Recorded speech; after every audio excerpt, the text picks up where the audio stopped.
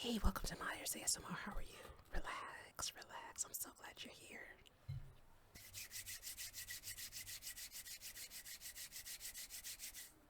I'm always glad to see you. Hey, get into the receptive mode of what you want. Get into the receptive mode of what you want. You better believe I'm in the receptive mode of this fish and grits.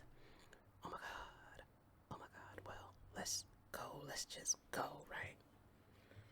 Oh Lord, look at this. Look at this here. This is basa, which I just fried in the frying pan because I don't have a fryer.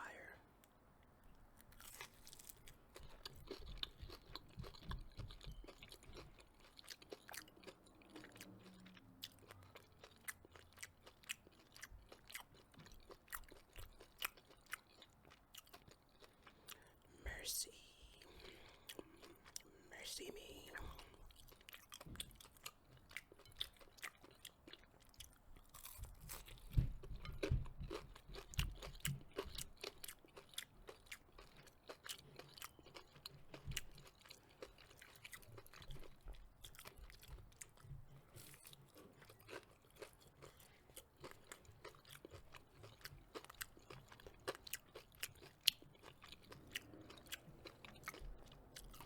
So for me, the key to getting that great crunch is to add just a tiny bit of water. Like, I shake up my fish with the fish fry in a plastic bag. Usually the same plastic bag that it comes in. I rinse the fish off first. Then I let all that water drain. And then I add just a tiny bit. Like this was just one piece cut in half. So I added maybe, let's say, a tablespoon of water to the fish that was in the bag. And then I poured my fish fry meal on top of that and shook it up. So that way you get like a, it's a thick, wet crust that when it fries, you know, it becomes like a little hard and crispy.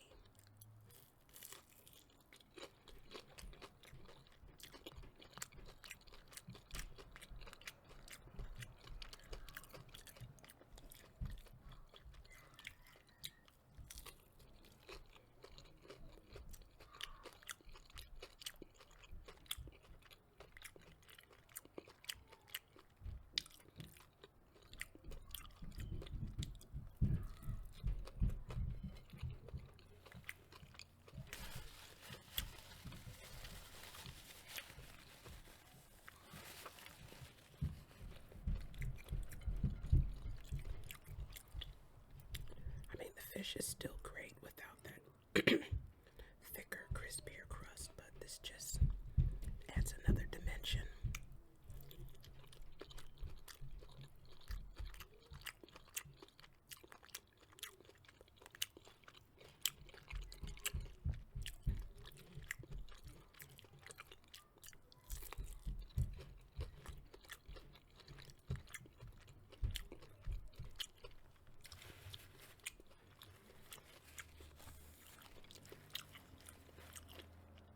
I might as well go get that other piece and stop playing.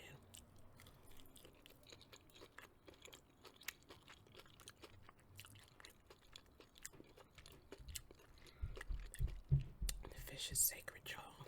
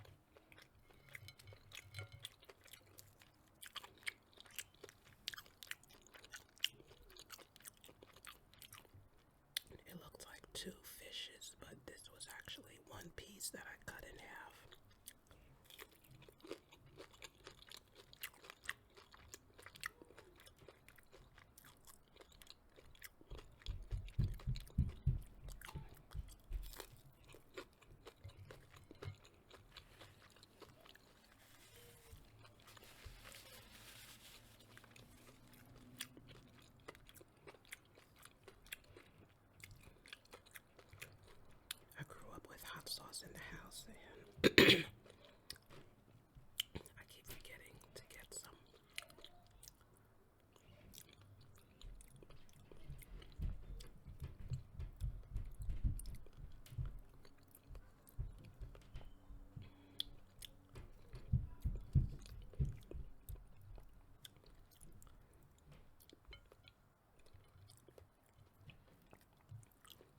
Kept my grits pretty plain, just a little bit of salt, that's it.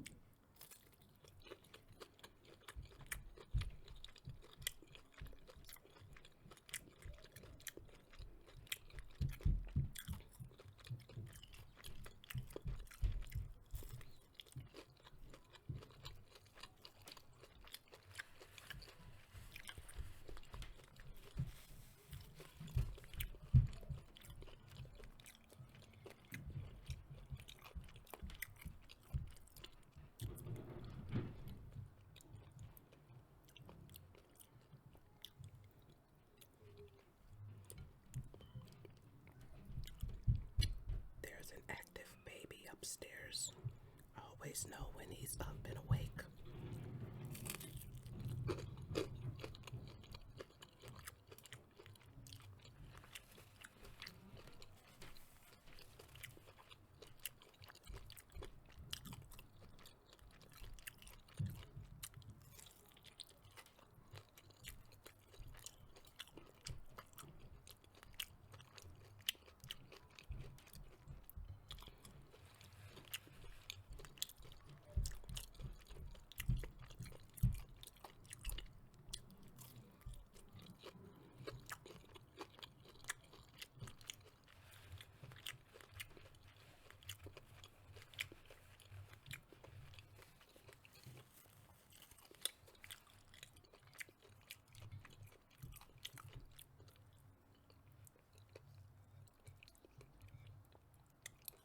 Anybody who thinks they don't like fish probably has never had it like this.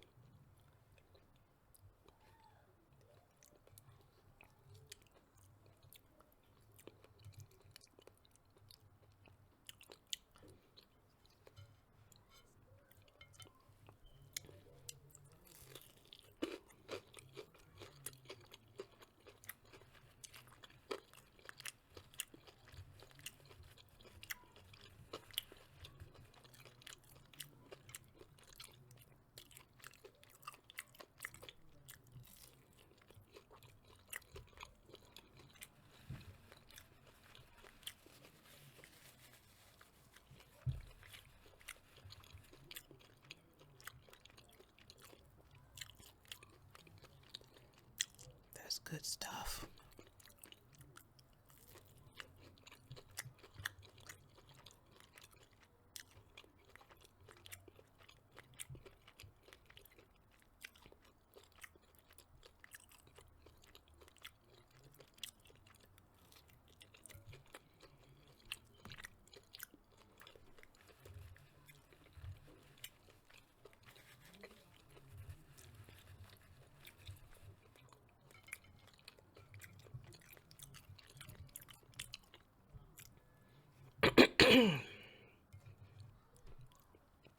So freaking good.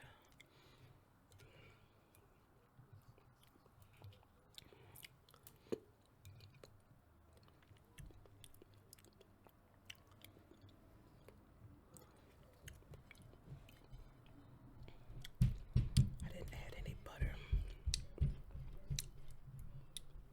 Wanted to keep it as healthy as possible.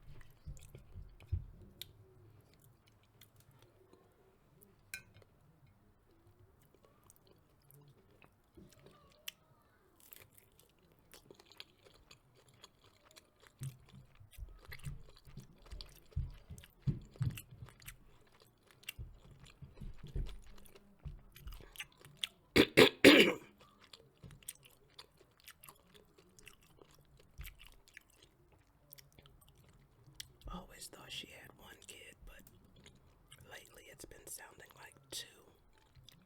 Or maybe he's just that rambunctious.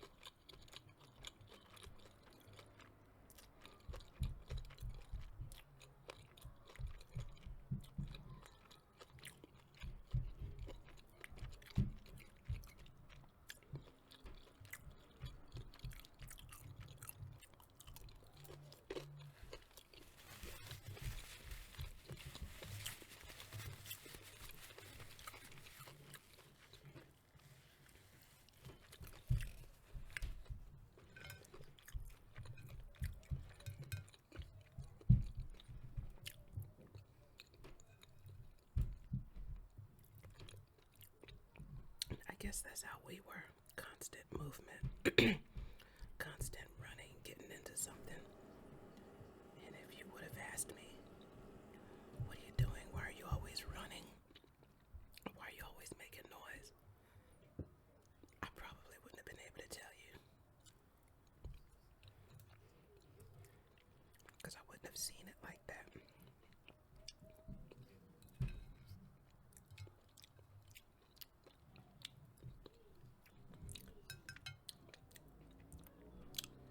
Well, that was amazing. And just simple, plain, and easy to do. I have learned this over years of frying fish, that you just have to be patient. It seems like, oh, it's just a 30-second job, but not really. It probably takes, well, because I only had a little bit of oil, so I had to flip it. So I didn't get to have the fish fully submerged in oil.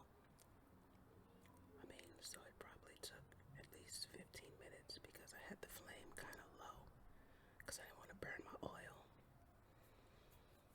And I didn't want to get a blackened, burnt crust. And then, you know, you get that soft, and especially with that thicker crust where it's not even done in the middle. So I kept the flame like medium low. Anyways, yeah, just gotta be patient with cooking. And even the grits, like on the pack, it might say too many grits, but I promise you I don't want to eat no too many grits because the grains are not going to be soft enough. Now I learned a trick about using milk to make it creamier and softer, but I didn't use milk this time because I want to conserve my milk for my kefir. So I just use straight up water in my grits, and I cook them slow on a low flame, and that's how they got soft. Otherwise, hard grits are not really pleasant to eat.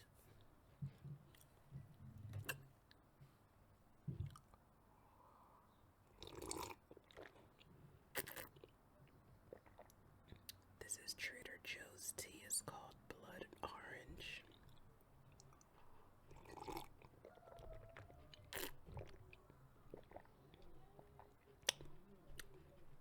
It's already good, but I had to add my 2 cents to it with a hibiscus petal because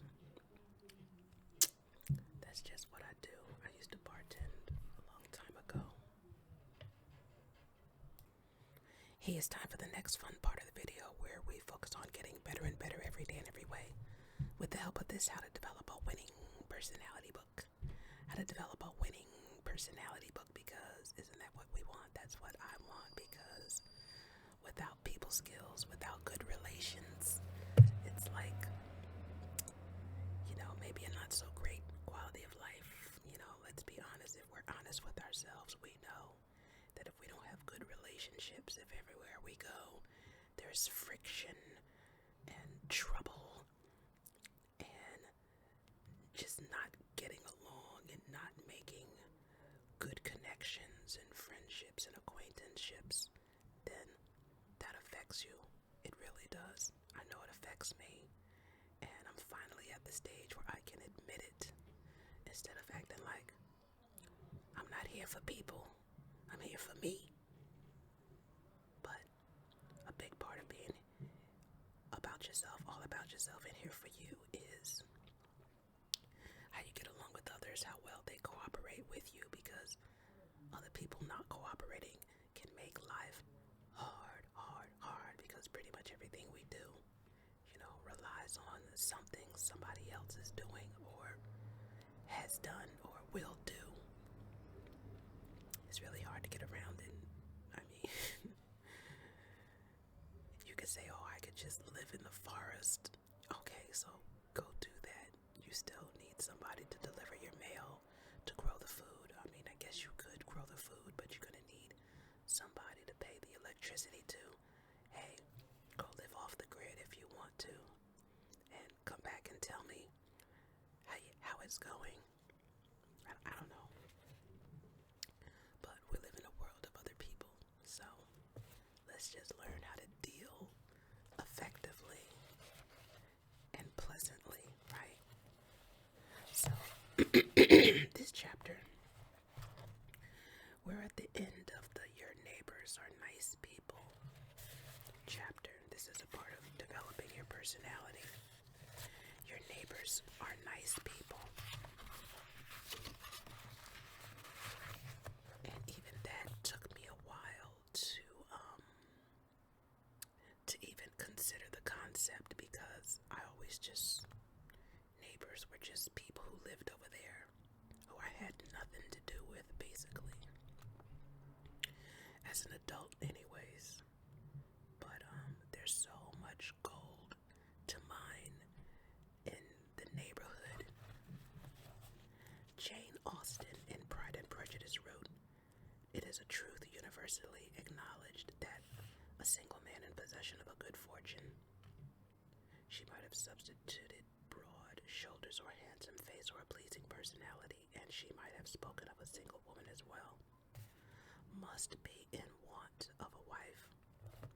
However little known the feelings or views of such a man may be on his first entering a neighborhood, this truth is so well fixed in the minds of the surrounding families that he is considered as the rightful property of someone or other of their daughters. It is quite true that if you are a good neighbor, your fellow neighbors have a sort of pride of possession in you.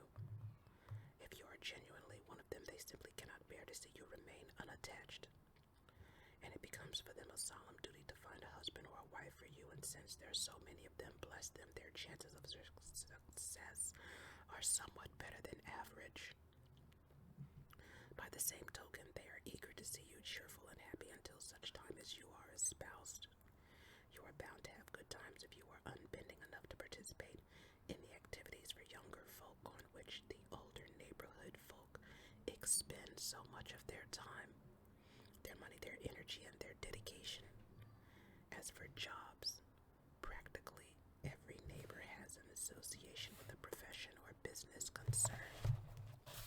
In many cases, they are employers themselves. If you have found your niche in the neighborhood, they are likely to know more about you and be pleased with what they know than they do about job seekers who come to their knowledge from the less warm world outside the neighborhood. In my own experience, almost everyone I know has, at one time or another in his life, obtained a position through the good offices of a neighbor. What do they want from you in return? Very little beyond good cheer, a measure of respect, and the courtesies of a normal neighbor. If sometimes you lend a hand with a baby carriage or help one of their children with his homework or sit with a child of an evening, they will positively dote on you. Rich or poor, single or married, young, middle-aged or elderly, you have and you will have neighbors. Take them to your heart and they will take you to their hearts. Cast them aside and you become yourself an outcast. The Bible itself tells you, love thy neighbor as thyself.